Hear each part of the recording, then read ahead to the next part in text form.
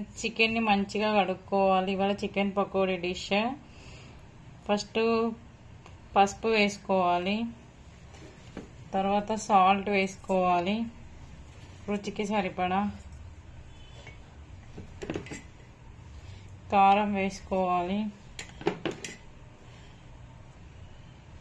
కొంచెం ధనియాల పొడి యాడ్ చేసుకోవాలి,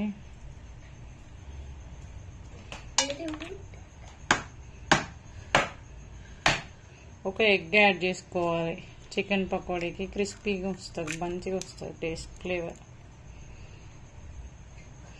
కొంచెం అల్లం పేస్ట్ యాడ్ చేసుకోవాలి ఫ్రెండ్స్.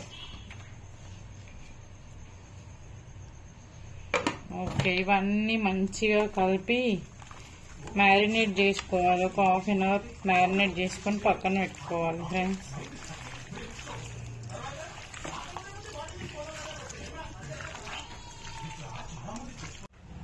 మంచిగా కాగినాక మ్యారినేటెడ్ చికెన్ వేసుకోవాలండి.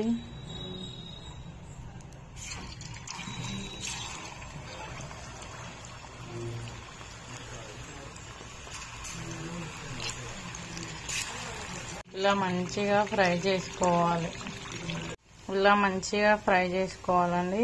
దీని తర్వాత తీసుకొని పక్కన పెట్టుకోవాలి. ఇలా వస్తాయి. కొంచెం బాదం పప్పులు ఫ్రై చేసుకోవాలి. చికెన్ పకోడీ రెడీ అయింది ఫ్రెండ్స్. ఇలా జీడిపప్పుతో గార్నిష్ చేసుకోవాలి, బాగుంటుంది, చాలా టేస్టీ. చికెన్ పకోడీ రెడీ అయింది ఫ్రెండ్స్, తినేయాలి ఇక.